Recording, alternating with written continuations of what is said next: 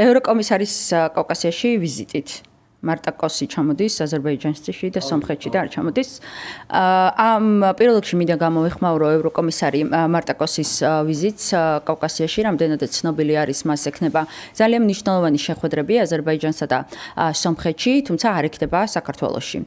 ის ფაქტი, რომ უკვე მერამდენე მაღალი თანამდებობის პირია ჩვენი საერთაშორისო პარტნიორებიდან, ევროპელები იქნებიან თუ ამერიკელები იქნებიან, ჩამოდიან კავკასიაში, აქვთ შეხვედრები ჩვენს მეზობლებთან აზერბაიჯანელებთან და სომხებთან, მაგრამ საქართველოს არ იმჩნევენ საერთოდ ძალიან ნათლად მიუთითებს იმას, რა პოლიტიკას, საგარეო პოლიტიკას აწარმოებს რუსული ოცნება ამ 13 წლის განმავლობაში. 13 წლის განმავლობაში რუსულმა რეჟიმმა მოახერხა, რომ საქართველო იყოს იზოლაციაში და იყოს იზოლირებული ჩვენი მთავარი საერთაშორისო პარტნიორებისგან, რომლებიც არიან მთავარი გარანტი და იყვნენ მთავარი გარანტი ამ ქვეყნის თავისუფლების და ამ ქვეყნის დამოუკიდებლობის.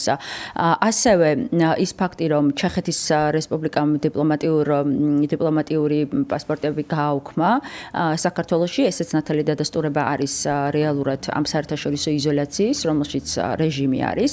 დღეს საქართველოს მართავს ეგრეთ წოდებული ხელისუფლება, რომელსაც დედამიწის ზურგზე არ აღიარებს არავინ არც ერთი ცივილიზებული სახელმწიფო. ეს პროცესები ჩვენი საერთაშორისო პარტნიორებისგან, როგორც ევროპელებისგან, ისე ამერიკელებისგან ცხადია, რომ კიდევ უფრო გამკაცრდება რეჟიმზე. ჩვენ ველით, რომ სანქციების პაკეტი ინდივიდუალური, მათ შორის რეჟიმის ლიდერებზე, მათ ოჯახის წევრებზე, ყველა იმ ადამიანზე, რომელიც რეჟიმს ხელს უწყობს ძალაუფლების შენარჩუნებაში, იქნება კიდევ უფრო ფართო, იქნება კიდევ უფრო კონკრეტული, კიდევ უფრო ტარგეტირებული ყველა იმ ადამიანზე, რომელსაც ეკისრება პასუხისმგებლობა რეჟიმის მმართველობისგან. ეხა კიდევ ერთი საკითხი, რაზეც მინდა ვისაუბრო და შემდეგ გადავალ თქვენს კითხვებზე, ეს არის ქართულ ოცნებაში მიმდინარე ეს პროცესები. ქართული ოცნების განცხადებები 4 ოქტომბერთან დაკავშირებით 4 ოქტომბრის დაანონსებულ აქციაზე კიდევ ერთხელ ნათლად მიუთითებს ერთადერთ რაღაცას. ნათლად მიუთითებს იმას, რომ რეჟიმს არ შინია არანაირი ეგრეთ წოდებული არჩევნების, რეალურად კი რუსული სპეცოპერაციის რეჟიმს ეშინია ერთადერთი რაღაცის. ეს არის ათასობით საქართველოს მოქალაქე, ეს არის მშვიდობიანი რევოლუცია და რეჟიმის მშვიდობიანი დამხობა, რომელიც არის დაანონსებული 4 ოქტომბერს 4 საათზე რუსთაველზე. ის რომ რეჟიმს პრობლემა აქვს ყველგან არის ძალიან ცხადი და ეს დასტურდება მათივე განცხადებებიდან და მათ შორის იმ პროცესებით, რაც მიმდინარეობს ქართულ ოცნებაში, მათ პრობლემა აქვთ გდდ-ში, მათ პრობლემა აქვთ თავდაცვის სამინისტროში, პრობლემა აქვთ პარტიის შიგნითაც, იმიტომ რომ ერთმანეთის დაჭმა, ერთმანეთის დასუსტება, დაძიძგნა, მათ შორის ერთმანეთის თვითმკვლელობამდე მიყვანა, რაც რიჟოიძის შემთხვევაში მოხდა. ეს არის ნათელი დადასტურება იმისა, რომ როგორც არასოდეს 13 წლის განმავლობაში ქართული ოცნება არის სუსტი, როგორც არასოდეს 13 წლის განმავლობაში ქართული ოცნება დგას შუშის ფეხებზე და ეს არის ერთ-ერთი ყველაზე მნიშვნელოვანი და მთავარი мотиваცია 4 ოქტომბრის მშვიდობიანი რევოლუციისთვის.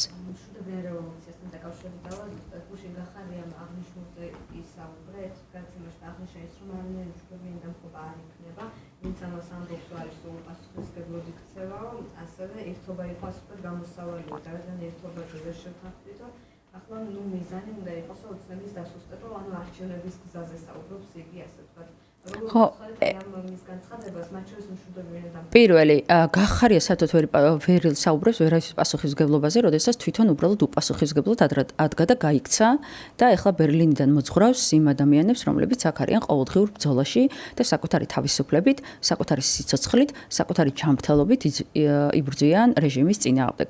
ამიტომ ამ პროცესში თუ ვინმე არის უპასუხისმგებლო, თუ ვინმე არის მშიშარა, ეს ნამდვილად არის ბერლინში გაქცეული ყოფილი სუპერ ძალოვანი მინისტრი, როგორც მას ქართული ოცნების წარმომადგენლები ეძახდნენ. ეს ერთი, ეს პროცესი არის ძალიან კარგი რეალურად იმითაც, რომ ძალიან ბევრი რამის კრისტალიზება ხდება მათ შორის ოპოზიციურ ფლანგზე. ყველა ადამიანი ეხლა აი ამ პროცესში ავლენს საკუთარ თავს, ავლენს საკუთარ შესაძლებლობებს და ავლენს საკუთარ მოტივებს.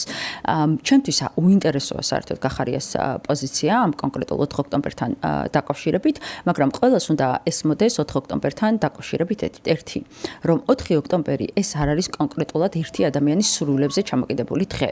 არანაირი მნიშვნელობა 4 ოქტომბერთან დაკავშირებით არ აქვს იმას, რა პოზიცია იქნება გახარიას, რომელმაც გაცხადებულად სხვათა შორის თქვა, რომ ის შეიძლება განიხილავდეს ასევე პარლამენტში შესვლასაც. ანუ რეალურად აღიარა, რომ ის მსად არის საკუთარი ტყავის გადარჩენისთვის უღალატოს მთელ სამ პროცესს. ეხლა წარმოდგენა გახარიასთან დაკავშირებით ჯერ კიდევ ოცნებაში რო იყო, მაშინ არ ქონია დიდი, არც ოპოზიციაში ქონია დიდი, გახარიაც ჩვეულებრივი ნაწილია იმ რუსული პროექტის, რასაც თავის დროზე ბიძინა ივანიშვილის გუნდს წარმოადგენდა და ზუსტად ისეთივე რუსულ პროექტად დარჩა აქ ოპოზიციაში და დარჩა ტროას ცხენად. ამიტომაც ნაკლებად გვაინტერესებს ტემუდან გამოწერილი ჩინური კოცები გახარიას სახით, რა სიტყვიან 4 ოქტომბერზე. 4 ოქტომბერს კიდევ ერთხელ ვამბობ, რომ 4 ოქტომბერი არის საქართველოს მოქალაქეების გამარჯვების დღე, საქართველოს გამარჯვების დღე, საქართველოს სახელმწიფო დროშის გამარჯვების დღე და მე დარწმუნებული ვარ, რომ საქართველოს მოქალაქეები მიუხედავად განსხვავებული პოლიტიკური პოზიციებისა, ძალიან ბევრი იქნებიან რუსთაველზე და დაიცავენ ამ ქვეყნის თავისუფლებას. აი როგორც არ ვიგენიათ მშვიდობიანი დამხობა იმ დროს, როდესაც ხელისუფლება ამბობს, რომ ხელისუფლების ერთადერთი ცვლილების შედეგი შეიძლება დადგეს იმ შემთხვევაში, თუ არჩევნებში მიიღებენ პარტიები მონაწილეობას და მეორე მხრივ ურჯულადზე თქვა, რომ თუ იქნება გარკვეული წინააღმდეგობა მათი მხრიდან, ჩვენ ბოლომდე გავწერთ ჩვენი მხრიდანაც წინააღმდეგობა. ხო, რო არ გამომჩეს, ნახე ორი ის არის, გაქვს. პირველი, ერთი არანაირი ხელისუფლება არ არსებობს ეგრეთ წოდებული ხელისუფლება, კრიმინალური ბანდა, რომელმაც უბრალოდ საკუთარ თავს დაარქვა ხელისუფლება. აი ეს კრიმინალური გარჩევები ახლა, რაც ხდება ქართულ ოცნებაში, ამაზე კიდევ ერთხელ ნათლად მიუთითებს იმაზეც, რაზეც ჩვენ 13 წელია ვიძახდით. აი ჩვენ რო ვიძახდით, რომ აღვირახსნელი კორუფცია ამ ქვეყანაში, მაშინ ქართული ოცნების ლიდერების რიტორიკა გახსოვთ ხო ამასთან დაკავშირებით, მაგრამ ჩვენ გუშინ ნახეთ, რომ თურმე 625 მილიონი დოლარი და 35 მილიონი ევრო მოუპარავს ერთ ვიღაცა საერთო აბსოლუტურად უცნობ ადამიანს. ანუ ამ ერთი кейსითაც ნათლად ჩანს, რას წარმოადგენს რეალურად ქართული ოცნება, ხო? შესაბამისად, არანაირი ხელისუფლება არ არსებობს, არსებობს კრიმინალური ბანდა, რომელიც გასულია კონსტიტუციური ჩარჩოდან. და როდესაც ეს კრიმინალური ბანდა გასულია კონსტიტუციური ჩარჩოდან, საქართველოს კონსტიტუცია საქართველოს მოქალაქეებს აძლევს შესაძლებლობას იმისი, რომ შვიდად წყნარად, მაგრამ იბრძოლონ საკუთარი თავისუფლებისთვის, ამ ქვეყნის თავისუფლებისთვის და საკუთარი უფლებისთვის. კი, ჩვენი საქართველოს მოქალაქეების კონსტიტუციური უფლებაა მათ შორის თავდაცვა და თუ რომელიმე გედედეს თანამშრომელი შეასრულებს უკანონო ბრძანებას, კიდევ ერთხელ ეცდება, რომ დაარბიოს და უმოწყალოდ ისემოს საქართველოს მოქალაქეები. მაშინ თითოეულმა მათგანმა უნდა იცოდეს, რომ საქართველოს მოქალაქეებს საქართველოს კონსტიტუციის მიხედვით აქვთ თავდაცვის უფლება და საქართველოს მოქალაქეები თავს დაიცავენ. ეხლა რაც შეეხება როგორ ვაპირებთ მშვიდობიან რევოლუციას. მე ხა მსოფლიო ისტორიის მაგალითებზე არ გადავალ, მაგრამ უახლოესი ისტორიიდან შეგიძლიათ სომხეთი ნახოთ და ფაშინიანი, მაგრამ საქართველოს ისტორიას რომ შევხედოთ, არ ვიცი რომელ წლიანი ხართ, მაგრამ ვარდების რევოლუცია ალბათ გემახსოვრებათ და ვარდების რევოლუცია ეს იყო მშვიდობიანი ხალხის მშვიდობიანი რევოლუცია, როდესაც გაიმარჯვეს საქართველოს მოქალაქეებმა და როდესაც ძალაუფლება გადაეცა საქართველოს მოქალაქეებს და ქართულ ხალხს. ამიტომაც ზუსტად ესე მშვიდად, ზუსტად ესე წყნარად, ზუსტად ესე ნარნარად ვაპირებთ, რომ 4 ოქტომბერს რუსული რეჟიმი დაემხოს.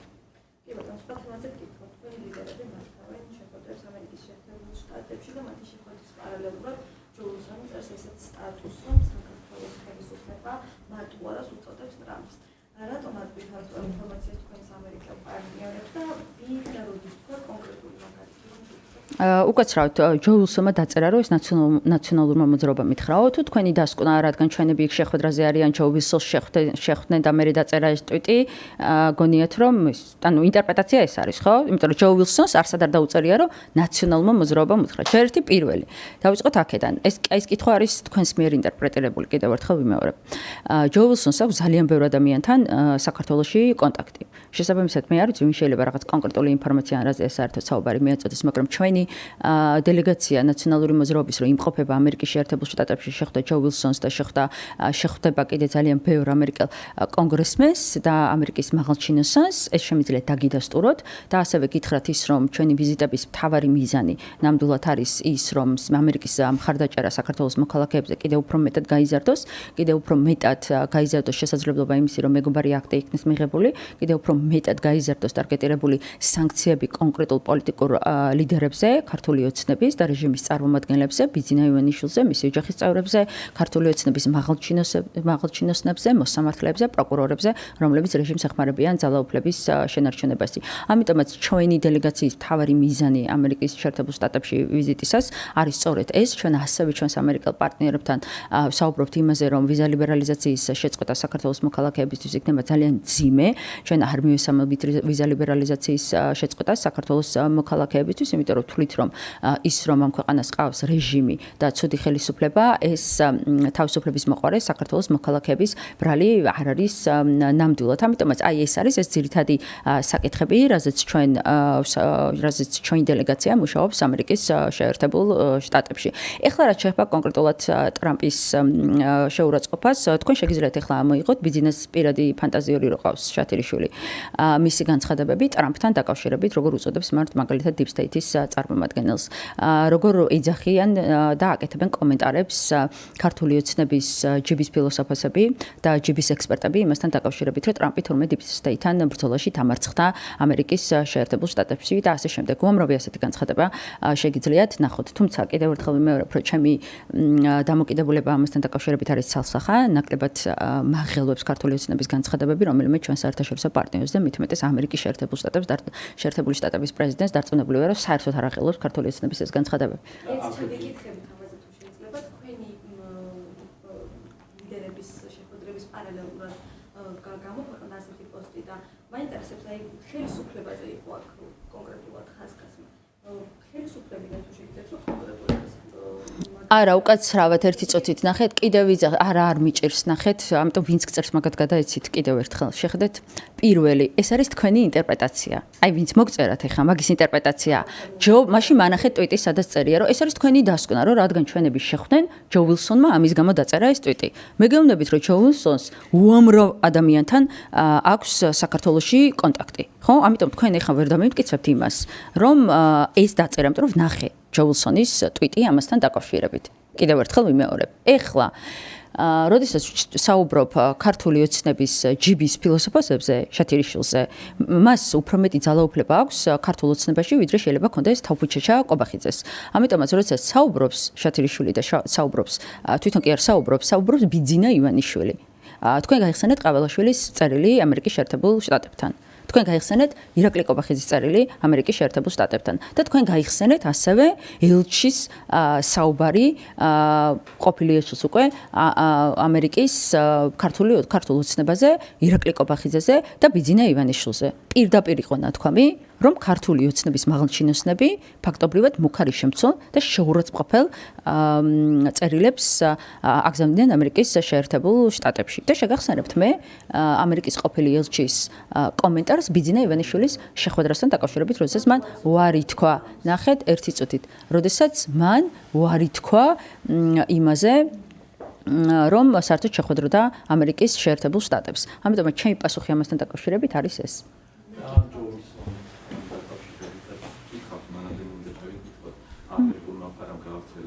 კი ბატონო, ველოდი მაგ კითხვას თქვენგან. ნაციონალური მოძრაობისა და ნესონ მალისთან კონტრაქტის შესახებ ლობისტური კომპანია, რომელსაც გადაუხადა ნაციონალურ მოძრაობამ 360,000 ამერიკული დოლარი. კი ბატონო, კითხვა იქ შინ არსი ვიცით? ხო. პირველი, ეს არის ჩვეულებრივი ლობისტური საქმიანობა, რომელიც არის კანონით ღია და გამჭვირვალე.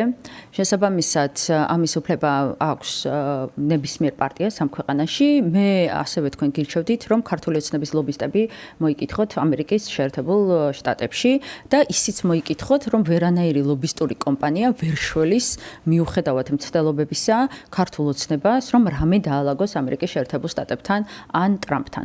ამიტომაც, როდესაც ეს კითხვა გექნებათ, ქართული ოცნების ლიდერებს შეგიძლიათ შეუბრუნოთ ჩვენი საქმე, ჩვენს ამერიკელ კოლეგებთან, მათ შორის ლობისტურ კომპანიასთან. თანამშრომლობის ძირითადი მიზანი არის ის, რომ გაიზარდოს ამერიკის შეერთებული შტატების მხარდაჭერა საქართველოს მოქალაქეებზე, განსაკუთრებით იმ პირობებში პირობებში, როდესაც ქართული ოცნება ყველაფერს აკეთებს იმისთვის, რომ ამერიკის შეერთებული შტატები მტრად გაუხადოს საქართველოს მოქალაქეებს, განსაკუთრებით იმ ფონზე, როდესაც როგორც არასოდეს ისტორიულად შესუსტებული არის ჩვენი ამერიკის შეერთებულ შტატებთან ურთიერთობები, იმის გათვალისწინებით, რომ სტრატეგიული პარტნიორობა უკვე აღარა გვაქვს ამერიკის შეერთებულ შტატებთან, ამ დროს ძალიან მნიშვნელოვანია და ხაზგასმით მნიშვნელოვანია ის ფაქტი, რომ ჩვენ ვიმუშაოთ ამერიკელებთან, ამერიკელ მაღალჩინოსებთან, სენატორებთან, კონგრესმენებთან იმაზე, რომ კიდევ ერთხელ ვანახოთ მათ, რომ თავისუფლების მოყვარე საქართველოს მოქალაქეები იბრძვიან ამ ქვეყნის თავისუფლებისთვის, მივიტანოთ თითოეული საქართველოს მოქალაქის ხმა მათ ჩვენს საერთაშორისო პარტნიორებთან და ამერიკის შეერთებულ შტატებს ვანახოთ ის, რომ მიუხედავად იმისა, რომ რუსული რეჟიმი მართავს დღეს ქვეყანას, საქართველოს მოქალაქეები რჩებიან ერთგული ამ ქვეყნის ევროპული მომავლის, რჩებიან ერთგული ამერიკის შეერთებულ შტატებთან მეგობრობის და იბრძვიან ამ ქვეყნის თავისუფლებისთვის. და მეორე მთავარი ხაზი ეს ლობისტური კომპანია სხვადასხვა დროს აფინანსებდა ჯონ ვილსონის არჩევნო კამპანიას იმავე შტატიდან შტატში არის აღსანიშნავი სადაც კენსინგტონი და ჯო ვილსონი მართლაც ამობენ რომ სწორედ ეს შემოგვიქცით ჯო ვილსონის გზავნილების მე არ ვიცი გულწრფელად რო გითხრათ ანუ მე არ ვიცი ახლა ქართული ოცნება არის ის პოლიტიკური პარტია რომელიც ევროპელ პარტნიორებს არამხოლოდ ჯო ვილსონს მე შეგახსენებთ ახლა ადანაშაულებდა კორუფციაში გახსოვთ ეგ ამბავი აი ადანაშაულებდა იმაში რომ რაღაც განცხადებები საქართველოსთან მხარდაჭერი კეთდებოდა იმიტომ რომ კონკრეტულ ევროპარლამენტარ დეპუტატებს ვიღაცაები უხდიდნენ. ეს არის მთელი ქართული ოცნების რიტორიკა, რომელიც ზუსტად ერთ-ერთი ემთხვევა რუსულ რიტორიკას და პუტინის რიტორიკას. ამიტომაც ამ ხრივ გასაკვირი ნამდვილად არ არის. მე ხა დეტალები მაქვს ხელშეკრულების ნამდვილად არ ვიცი, მით უმეტეს ამ კომპანიის საქმიანობის შესახებ არ ვიცი დეტალები, თუმცა ერთი ცალსახად შემიძლია დავადასტურო და დავადასტურო ის, რომ ნაციონალური მოძრაობის მთავარი მიზანი ჩვენს ამერიკელ პარტნიორებთან მუშაობისას არის ძალიან მკაფიო. ეს არის თითოეული საქართველოს მოქალაქის ხმის მიტანა ჩვენს ამერიკელ მეგობრებთან, რომ საქართველოს მოქალაქეები იბრძვიან თავისუფლებისთვის, საქართველოს მოქალაქეები რჩებიან ერთგული ამ ქვეყნის ევროპული მომავლის და საქართველოს მოქალაქეები რჩებიან ერთგული ამერიკის შეერთებულ შტატებთან მეგობრობის.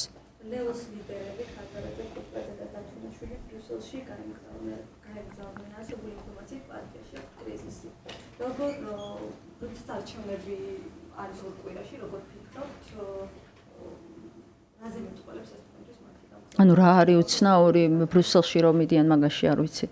რომ არჩევნებამდე 3 დღით ადრე გავფრენ ეხლა ლელოსთან შეიძლება მილიონი და ჩემი დამოკიდებულება საქვეყნოდ ცნობილია მათთან დაკავშირებით, მაგრამ ის რომ ბრიუსელში წავიდნენ, ამაში რა არის გასაკვირი, არ ვიცი, არჩევნებამდე 3 დღით ადრე ყოფილვარ, მეც ჩემს საერთაშორისო პარტნიორებთან შეხვედრებზე ან ევროსაბჭოს ხდომაზე, ან ევროპარლამენტის ხდომაზე. მე არ ვიცი რა ვიზიტები აქვთ დაგეგმილი, ვერ ვიტყვი ნამდვილად არ მაქვს ამასთან დაკავშირებით ინფორმაცია, თუმცა ეს აბსოლუტურად ნორმალურია, რომ მიდიოდნენ ჩვენ საერთაშორისო პარტნიორებთან შეხვედრაზე, ხო უკაცრავად ქართული ოცნება ჩინეთში დადის და საბოლოოდ იქაც ვერ დადის. შესაბამისად, მესმის რომ შეიძლება შურის მომენტი კონდეთ რომ ოპოზიციის წარმომადგენლები ამერიკის შეერთებულ შტატებში დადიან და ევროპაში დადიან და ჩვენ საერთაშორისო პარტნიორებს ხვდებიან და თვითონ ხშირ შემთხვევაში ჩინეთის არ არიან ხოლმე მიწეული, მაგრამ ამაში ვერაფერს განსაკუთრებულს ვერ ხედავ ნამდვილად. ეს არის მათი საქმე, შესაბამისად თვითონ გიპასუხებენ, რატო იყვნენ ჩასულები. შესაძლოა იყოს საუბარი წინასაარჩევნო კონსულტაციაზე სამოქმედო გეგმაზე თქვა. მე ვერ გიპასუხებთ თქვენ ამ საკითხზე ლელოს ნაცვლად მე შემიძლია გიპასუხოთ იმაზე რა მისიით არის ნაციონალური მოძრაობის დელეგაცია ამერიკის შეერთებულ შტატებში, მაგრამ მე ვერ გიპასუხებთ ლელოს ვიზიტებთან დაკავშირებით. და თუ ჩაგეკითხებით მაშინ ერთი მთავარი გავრცელდა ინფორმაცია ლელო არის წასული, იმიტომ რომ მაშინ რაც არჩევნებში შევიდა, ვერ წარადგინა ბევრ ოლქში მერობის კანდიდატი, ასევე თავად პარტიაში არის განხეთქილება, გარკვეულმა პირებმა დატოვეს პარტია, აი ამ პრობლემების რა ხდება ლელოში შიგნით, ეს არის მხოლოდ ლელოს შიდა პარტიული საქმე. ძალიან არაეთიკური იქნება, რომ მე ლელოს შიდა პარტიულ საკითხებზე ვილაპარაკო. მე შემიძლია ერთი რამე გითხრათ ცალსახად. ის რომ ლელოს ეგრეთ წოდებულ არჩევნებში შესვლა იყო უდიდესი შეცდომა და დანაშაული, რაზეც მგონია რომ პოლიტიკური პასუხისმგებლობა მათ აუცილებლად უნდა აიღონ. ის რომ ლელო მონაწილეობს ბიძინა ივანიშვილის პირისმობანის სპეცოპერაციაში, რეალურად რუსულ სპეცოპერაციაში, ეს არის ძალიან დიდი პრობლემა ლელოსთვის. ამისთვის შესაბამისად ჩვენი მთავარი мотиваცია ლელოსთან დაკავშირებით არის ის, რომ 4 ოქტომბრამდე ჯერ კიდევ არის დრო და შესაძლებლობა იმისი, რომ უარი თქვან ამ ღალატის აქტზე, რაც რეალურად ჩაიდინეს ამ რუსულ სპეცოპერაციაში მონაწილეობით და მე კიდევ ერთხელ მინდა ვისარგებლო შემთხვევით მივმართო ერთიანი ნაციონალური მოძრაობის ამომრჩეველს და არა მხოლოდ მივმართო ყველა ოპოზიციურ ამომრჩეველს. არ არსებობს ამ ქვეყანაში არანაირი არჩევნები რუსული რეჟიმის პირობებში არის გაუქმებული. ეს აღიარეს ჩვენმა საერთაშორისო პარტნიორებმა, მათ შორის ევროპული რეზოლუციით, ევროპარლამენტის რეზოლუციით, სადაც პირდაპირ არის მითითებული, რომ არჩევნები ამ ქვეყანაში არ არსებობს და არის გაუქმებული. ამ არჩევნებს არ აკვირდება არც ერთი მნიშვნელოვანი საერთაშორისო ორგანიზაცია. ამ ეგრეთ წოდებულ არჩევნების დაკვირვებაზე უარი თქვა ეუთო ოდირმა. შესაბამისად, ის ფარსი, რაც 4 ოქტომბერს ეგრეთ წოდებულ საარჩევნო უბნებზე მოხდება, ამას არანაირი კავშირი არ აქვს არც სამართლიან არჩევნებთან, არც თავისუფალ არჩევნებთან. ამიტომაც ერთიანი ნაციონალური მოძრაობის სახელით მე კიდევ ერთხელ მოუწოდებ ერთიანი ნაციონალური მოძრაობის ამომრჩეველს არავინ არ მივიდეს ეგრეთ წოდებულ საარჩევნო უბნებთან. გელოდებით ყველას რუსთაველზე 4 საათზე, სადაც რეალური ცვლილებები და მშვიდობიანი დამხობა ამ რეჟიმის არის შესაძლებელი. რადიკალური მემარცხენე ორგანიზაცია ანტიფრონ თავად-ტერორისტულ ორგანიზაციად გამოაცხადა დონალდ ტრამპმა ამ შემთხვევაში. არ ვიცნობ ამ საკითხს შესაბამისად. ეს ორგანიზაცია არ ვიცი ნამდვილად.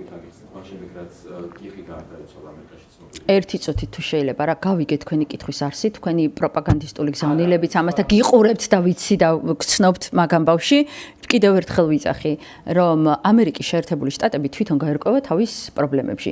ჩვენი მთავარი შეხედე საქართველოსთან მიმართებაში ერთადერთი რაც ამერიკის შეერთებული შტატებისგან ჩვენ გვაინტერესებს, არის სტრატეგიული პარტნიორობა ამერიკის შეერთებულ შტატებთან. ამერიკის შეერთებული შტატები ყოველთვის იყო და არის ამ ქვეყნის თავისუფლების და დამოუკიდებლობის მთავარი გარანტი. დღეს რომ ჩვენ გვაქვს ყველაზე მძიმე ურთიერთობა და გაფუჭებული ურთიერთობა, მათ შორის სტრატეგიული პარტნიორობის შეჩერებით ამერიკის შეერთებულ შტატებთან, ეს არის ქართული ოცნების 13 წლიანი საგარეო პოლიტიკის დამსახურება. ამიტომაც ამ კონტექსტში გვაინტერესებს ჩვენ მხოლოდ ამერიკის შეერთებულ შტატებზე კითხვები. არა, აი კითხვა უკვე მე გიპასუხეთ უკვე. არა, ნახე, ამ საკითხზე თუ კი ბატონო, აბა გისმენთ. რას? მე რო არ ვიცნობ მაგ ფაქტს ვერ შევაფასებ. შესაბამისად, როცა მეწოდინება, მე რო კი გაბი მითხარით. მოკლედ ამ მიმართულებით მათ შორის საქართველოშიც იყო სხვა ორგანიზაციების წარმომადგენლების სამხალხო აქტივისტების მხრიდან სიძულვილის ენა და მცინავი ენა გამოყენებული კირკის მკვლელობის შემდეგ. ამერიკის შეერთებული შტატების პრეზიდენტმა სწორედ იქაური აქტივისტებისა და იქაური გასაგებია კითხვა. მე თქვენს ადგილას ვინერულებდი ამერიკის შეერთებულ შტატებში სიძულვილის ენაზე კი არა, იქ ერთმანეთს მოვლენ ჩვენზე განვითარებული ქვეყანა არის და მიიღებენ შესაბამის ზომებს. მე თქვენს ადგილას ვინერულებდი იმაზე, რომ მელიქიშვილზე რო ახალგაზრდები დაასისხლიანეს ქართული ოცნების ზონდერებმა. აი ეგ არის სიძულვილის ენა. სიძულვილის ენა კიდევ ვიცით რომელია? ლევან ხაბეიშვილის სასიკვდილოდ როცემეს. აი ეს არის სიძულვილის ენა. სიძულვილის ენა კი არა, სიძულვილის ზიზღნარევი მოქმედება ქართული ოცნებისგან. ქართული ოცნების ზიზღნარევი ენა შეგიძლიათ ქართული ოცნების Y ექსპერტებში ნახოთ და მაღალ თანამდებობის პირებში ნახოთ. ყველაზე მე რაზეც ვინერულებთ თქვენს ადგილას და იმის ადგილას ვინც მაგ კითხვის დასმას გთხოვთ არიან ის ზონდერები, რომლებიც საქართველოს მოქალაქეებს ქუჩაში ხვდებიან, სასიკვდილოდ სცემენ. ზიზღის ენა და მოქმედება ენაზე უფრო მძიმე. მოქმედება იცით რა არის? 500 ახალგაზრდა რო აწამეს ის კადრები გააქვთ ნახე ახალგაზრდა ბიჭი თავში რო უტყამს გედედეს თანამშრომელი, ღმერთმა გადაარჩინა, თორე ქართული ოცნების ხელით უბრალოდ მკვდარი იქნებოდა. ამიტომაც სხვა ქვეყანაში ზიზღის ენაზე ნუ დარდობს ქართული ოცნება, თვითონ იდარდოს იმაზე თვითონ რასაკეთებს, რასაც პასუხისმგებლობა აუცილებლად მოუწევს. ერთი ადამიანი მაინც ყავთ დაკავებული, როდესაც სასიკვდილოდ იმეტებდნენ ადამიანებს. ერთი გედედეს თანამშრომელი მაინც არის დასჯილი ლევან ხაბეიშვილის საქმეზე, რომელიც თელმა საქართველოს ნახა. ერთი გედედეს თანამშრომელი მაინც არის დაკავებული 500 ადამიანის წამებაზე. ნინო დათაშვილს ციხეში რო კლავენ და მძიმე ჯანმრთელობის მდგომარეობა აქვს, მასწავლებელ ადამიანს. ეს არის სიძულვილის და შურისძიების ქმედება, რასაც აკეთებს ხელისუფლება. ამიტომაც ვუსურვებდი კიდევ ერთხელ ვიძახი, მათ შორის ქართულ ოცნებას, რომ ამერიკაში რა ხდება ნაკლებად სანერვიულოა, მათთვის თვითონ გაერკვევიან ამერიკაში. ეს კითხვა მე ამოვწურე, ეხლა შეგიძლიათ სხვა კითხვები მკითხოთ. მე გითხარით, მაგრამ არა თქვენ არა, ნახეთ, ჩემთვის გაცნობა არის, როდესაც მე ვკითხულობ. ანუ ესე რომ თქვენ წამიკითხავთ ახლა, ეს ჩემთვის არ არის ფაქტი იმისი, რომ მე შევაფასო. გაჩვენეთ ჩემს. არა, მადლობა. ზოგადად, როდესაც კითხვები გაგვდათ, თუ გინდათ რომ მე აი ესე გიპასუხოთ, უფრო რელევანტური იქნება ხოლმე წინასწარ ეს კითხვები უთხრათ იმას, რა ქვია, ჩვენს პრესანსახურს მარტივი მიზეზის გამო, იმის გამო რომ მე ინფორმაციის გაცნობა შევძლო და შემდეგ უკვე ესე გიპასუხოთ და რაღაცა კითხვა არ ჩაგიგდოთ, რომ თქვენ იცოდეთ, რომ კონკრეტული პასუხი გაქვთ. ახლა ჩემთვის რომ ეს ინფორმაცია თქვენი ზოგადად რო შევახსოვოთ მსგავსი სიზულვილის ენა და კამპანია უწესად მე გითხარით მსგავსი სიზულვილის ენა თუ ვინმეს აქვს ამ ქვეყანაში ენა კი არა კონკრეტული ქმედებები და ჩამოგითვალეთ ახლა თუ გადაახოთ რა გიპასუხეთ ყველა ის ქმედება რაც ქართულმა ოცნებამ ჩაიდინა აი ის მზიამაღლებელი რო ციხეში ყავს უკიდურესი მძიმე ჯანმრთელობის მდგომარეობით და სიკვდილს რო ებრძვის აი ეგ არის სიძულვილის ენა და მე რაც ხდება მზიამაღლებელთან დაკავშირებით და რა რიტორიკითაც მეტყოლებენ ქართული ოცნების ლიდერები და ქართული ოცნების წარმომადგენლები. შემდეგი მოვრჩი ამ თემაზე. დიახ. მე პოდკასტი იწყება და თუ შეიძლება რომ ეს მე ასე განაცხადა გახარია მოქალაქეებს ეუბნები რომ 4 ოქტომბერი უნდა იყოს მშვიდობიანი დამხობის დღე და რევოლუციის რესურსი არ გაქვს შემდეგ დააბრალებენ ხალხს არასაკმარისი გამოუწევენ ბოდიში ან მე ხომ აქვს უფლება რომ გერმანიაში გაქცეული შიშარა ეგრეთ წოდებული ლიდერის აზრი არ მაინტერესებდეს. ნახე არ გვატარდებს რა სიტყვის გახარია ჩვენთვის არის არა თქვენ რატო გაინტერესებთ რა სიტყვის გახარია ანუ რა ღირებულება აქვს გახარიას გარდა იმისა რომ ერთი პაატა ზაქარიაშვილი ვიცოდი უკაცრავად რომელიც რა ვიცი და გია ხუხაშვილი რომელიც სტენკა დადგმული აკეთებს ხოლმე კომენტარებს და გარეთ გამოსული არ მინახავს არასოდეს და იქიდან მოძღვრავს თელს ერს ანუ ეს ვაი ექსპერტები რომლებიც 13 წლის განმავლობაში არასოდეს არც ერთი მათი პროგნოზი რო არ ახდა ამ ქვეყანაში ესენი და ეხლა ნუ მეორე ეს რაღაცა ოთახში ჩაკეტილი გაქცეული გახარია რომელსაც ბერლინში ეშინია რომ ოთახიდან გამოვიდეს იგი ვიღაცა ბერლინში არ გადაიყაროს ქართველი ქოცი ხა არ არის ეს ჩემთვის საერთოდ საინტერესო გიპასუხეთ გახარიასთან დაკავშირებით არ გვაინტერესებს გახარიას ბევრი სხვა თავისი პრობლემა აქვს ეს პროცესი არის ძალიან კარგი იმით რომ ძალიან ბევრი ვაი ოპოზიციონერის კრისტალიზაცია ხდება მათ შორის ამ კონტექსტში გახარია რასაც ცდილობს ახლა არის ერთადერთი ცდილობს იმას რომ ევაჭროს ბიძინა ივანიშვილის პარლამენტის ლეგიტიმაციის საკითხზე პარლამენტის მანდატების გამოყენებაზე იმისთვის რომ საკუთარი ტყავი გადაირჩინოს და გონია იმით რომ ახლა ამ რუსულ სპეცოპერაციაში მონაწილეობას იღებს იმით რომ ბიძინა ივანიშვილს შეუთვალა რომ მე პარლამენტში შეიძლება შევიდე და რადგან დიდი პრობლემა გაქვს ლეგიტიმაციის ამ ლეგიტიმაციას მიღებაში დაგეხმარები გონია რომ ამით ბიძინა ივანიშვილი მას დაინდობს მე შემიძლია ერთი უთხრა რომ მას შეუძლია ცოტა ხანი ტიპტივოს, იმიტომ რომ ბიძინა ივანიშვილის სტილი ეს არის, ყველას გამოიყენებს ამ ქვეყნის თავისუფლებისთვის წინააღმდეგ ბრძოლაში, ბევრი გამოუყენებია ამ 13 წლის განმავლობაში, მაგრამ ბოლოს ზუსტად ისე მოისვრის, როგორც მოუსვრია ბევრი. ამ შემთხვევაში დელოც ოცნების თამაშს თამაშობს თუ უბრალოდ გაგეცით ამასთან ყველა ნახეთ ყველა ვინც რუსულ სპეცოპერაცია ყველა ჩვენ არაერთხელ გვითხოვს ლელოსთან დაკავშირებითაც და გავიმეორებ და ეხაც გითხარით ყველა ის პოლიტიკური ძალა და ამ შემთხვევაში ეს ორი ვინც რუსულ სპეცოპერაციაში ეგრეთ წოდებულ არჩევნებში იღებს მონაწილეობას რომელიც რეალურად არის ბიძინა ივანიშვილისთვის პირის მობანის სპეცოპერაცია ღალატობს იმ გზას რასაც ქვია ამ ქვეყნის თავისუფლებისთვის და ევროპული მომავლისთვის ბრძოლა და ყველა ამ ადამიანმა უნდა იცოდეს რომ მათ პოლიტიკური პასუხისმგებლობა ამაზე აუცილებლად დაეკისრებათ ეს არის ჩვენი პოზიცია ლელოსთან დაკავშირებით და კიდევ ერთხელ და ყოველთვის გამოვიყენებ ამ შესაძლებლობას რომ საქართველოს მოქალაქეებს მივმართო ერთიანი ნაციონალური მოძრაობის ამორჩევლს და ოპოზიციურად განწყობილ ადამიანებს რომ არანაირი არჩევნები 4 ოქტომბერს არ არსებობს არანაირი საარჩევნო უბნები ნუ მიხვალთ საარჩევნო უბნებზე მოდით რუსთაველზე 4 საათზე ბოლო პერიოდში ევროკომისია რამოდენიმე კვლევა გამოუქვეყნა საქართველოს თანამდებობაში ერთ-ერთი ახალი არის დანაშაულის კონტროლის ეფექტურობით საქართველოს მსოფლიოს საუკეთესო 20-ია 100%-იანი სისტემით 92% მიიღო და მსოფლიოში მე-17 ადგილზე. არ ვიცნობ მე ამ კვლევასაც, ნახეთ, ამიტომ გითხარით რა, არ ვიცნობ მე ამ კვლევასაც, შესაბამისად, რასაც არ ვიცნობ და მე თვითონ არ გავცნობი ვარ, ამაზე ვერ გიპასუხებთ, მით უმეტეს ეხლა თქვენ ნამდვილად არ ხართ ის სანდო ტელევიზია, რომელსაც შეიძლება ამ შეფასებისას და ამ კითხვის ფორმულირებისას დავუჯერო. ზოგადად რას გითხოთ შეიძლება? არა, ზოგადად კონტროლის ეფექტურობით საქართველოს შეხედეთ რთულად წარმომიდგენია ნამდვილად იმის გათვალისწინებით, რაც ქვეყანაში ხდება. განსაკუთრებით იმ ფონზე, როდესაც ქართულმა ოცნებამ აი თვითონვე აღიარა გუშინ, რომ ამ ქვეყანაში თურმე ერთი ვიღაც აბსოლუტურად წარმოუდგენელი ადამიანმა მოიპარა და გაათეთრა 625 მილიონი დოლარი და 35 მილიონი ევრო. აი მარტო ეს ერთი кейსიც თან ისე გაათეთრა, რომ სუსმა ამაზე არაფერი არ იცოდა, პრემიერ-მინისტრმა არაფერი არ იცოდა, ეროვნულმა ბანკმა არაფერი არ იცოდა, არც საბაჟომ არაფერი არ იცოდა ამ ხელა ფული რო შემოიტანეს. ამ ერთი кейსის გათვალისწინებითაც ნათლად ჩანს რა მდგომარეობაშია ქვეყანა. ხა იმას თავი უნდა დავანებოთ, რომ კანონიერი ქურდები დააბრუნეს და კანონიერი ქურდები და ეგრეთ წოდებული მაყურებლები ყავს უბნებს და აქტიურად არიან ჩართული მათ შორის ქართული ოცნების სასარგებლოდ ეგრეთ წოდებულ არჩევნებში. ხა იმის გათვალისწინებით, რომ ნარკო ბარიგების ბუმი გვაქვს და რეალურად ეხლა რასაც აკეთებს ქართული ოცნება, რომ ვითომ ნარკო ბარიგებს ებძვის, რეალურად მხოლოდ ის პროცესია, რასაც ხქვია ღარიბაშვილის ჯგუფის, ყობახიძის ჯგუფით ჩანაცვლება. ამიტომაც ამ ყველაფრის გათვალისწინებით აბა ქუჩაში გადით ღამე თუ არის უსაფრთხო გასვლა. ხა პოლიტიკურ ოპონენტებს, ჩვეულებრივ მოქალაქეებს რო თავი დავანება, პოლიტიკურ ოპონენტებს ალეწავენ ცხვირპილს. ამ ყველაფრის გათვალისწინებით უსაფრთხო ქვეყნების რიგში არ ვარ დარწმუნებული, რომ საქართველო შეიძლება იყოს.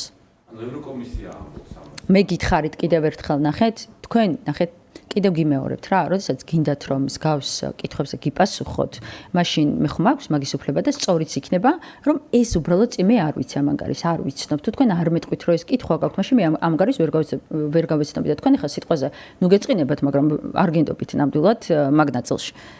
და მაგალითად საერთაშორისო ქვეყნების საკუთარ მოქალაქეებს ურჩევენ ხოლმე საქართველოში ტურისტული მისიით ვიზიტს, იმიტომ რომ საფრთხე ქვეყანა დასახელება. ხო, ნახეთ, ჯერ კიდევ ეს ფაქტი, რომ ჯერ კიდევ საქართველო არ არის ისეთ იზოლაციაში, რომ აქვს ტურისტებს არ ეშინიათ ჯერ კიდევ ჩამოსვლა, ეს არის მხოლოდ და მხოლოდ იმ 9 წლის დამსახურება, იმ 9 წლის რეფორმების დამსახურება, ერთიანი ნაციონალური მოძრაობის დამსახურება, რომელმაც 9 წლის განმავლობაში ჭაობიდან ეს ქვეყანა ამოიყვანა და უსაფრთხო სახელმწიფო შექმნა. ამიტომაც თუ რამე ამ ქვეყანაში ჯერ კიდევ მუშაობს, მათ შორის ტურისტულ ნაწილში, ეს ნამდვილად არის ის სიკეთეები, რომელიც 9 წლის განმავლობაში გაკეთა. თორე ქართული ოცნების პირობებში 13 წლის განმავლობაში საქართველო მიიღო მხოლოდ იზოლაცია ჩვენი საერთაშორისო პარტნიორებისგან.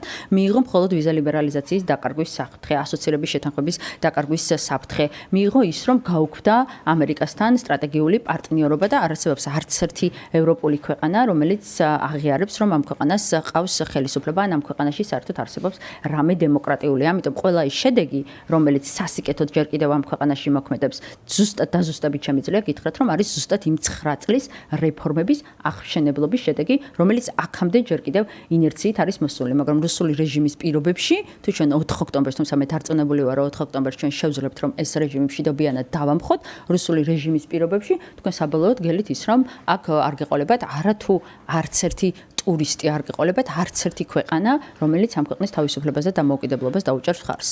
არის კიდე კითხვები? კუთხით გაზრდილ სხვა მოქმედებებზე თუნდაც პოლიციის გაზრდილ რაოდენობაში სხვა მიმართულებით, ტურიზმის მიმართულებით თუნდაც კონტროლის მექანიზმები დანაშაულის მიმართ. რაზე მელაპარაკებით საერთოდ? ანუ მე მგონია რომ სხვა სამყაროდან მელაპარაკებით ხოლმე. თქვენ დადიხართ თბილისის ქუჩებში და საქართველოს რეგიონებში? ნახულობთ რა ხდება ნარკომანიასთან დაკავშირებით? ნახულობთ კრიმინალურ გარჩევებს? ნახულობთ ამ ყველაფერს? კანონიერი ქურდები რომ მართავენ ამ ქვეყანას, ეს გაგიგიათ? მის რომ მაყურებლებს აქვთ გადანაწილებული მართლობა თბილისის ქუჩებში და რეგიონებში, ციხეებზე აღარაფერს ვიტყვი. ანუ ამ ყველაფერზე მგონიათ რომ სხვა ქვეყანაში ხდება ეს ყველაფერი? შესაბამისად, ახლა რა პოლიცია არის ოლიგარქიული სისტემის ნაწილი და უფრო მეტიც, არასოდეს ასეთი შეურაცხყოფილი ქართული პოლიცია არ ყოფილა, როდესაც რეჟიმი აიძულებს იმას, რომ კრიმინალთან ითანამშრომლოს და ძალიან ბევრჯერ გვინახავს ჩვენ სამწუხაროდ ქართული პოლიცია კრიმინალთან მოთანამშრომლე. მათ შორის მე მინახავს პირადად სამეგრელოში კანონიერ ქურთს რო ხედავენ და მაყურებელს რო ხედავენ, შეურაცხყოფას რო აყენებს პოლიციელს და პოლიციელს იმის უფლება არ აქვს, რომ რომელიმე მათგანი დააკავოს.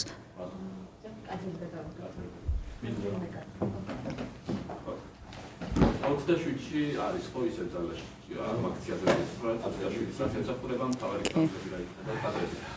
Ну, 27-ში მთავარი იგივე თემატიკა იქნება, ის უფრო კონკრეტულად უნდა გითხოთ მაგ აქციის ორგანიზატორებს, ჩვენ ცხადია რომ ვიქნებით ამ აქციაზე და ვიქნებით ყველა აქციაზე, რომელიც დაიგეგმება 4 ოქტომბრამდე, იმიტომ რომ ჩვენ თვლით, რომ ესეთი მრავალათასიანი აქციები საქართველოს მოქალაქეების არის ერთადერთი გამოსავალი იმისთვის, რომ ეს რეჟიმი ჩვენ მშვიდობიანად დავასრულოთ 4 ოქტომბერს.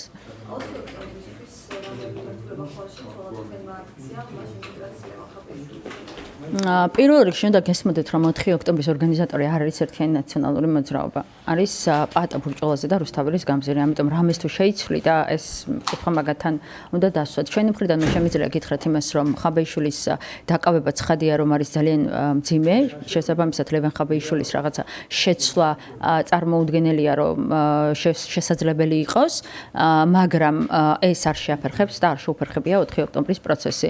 იმიტომ რომ ლევან ხაბეიშვილი ელოდა დაკავებას, ჩვენ ცხადია ველოდით ლევან ხაბეიშვილის დაკავებას და 4 ოქტომბერი არ არის ერთ კონკრეტულ ადამიანზე აწყობილი აქცია. ძალიან ბევრი ადამიანი არის ჩართული 4 ოქტომბრის ორგანიზებაში.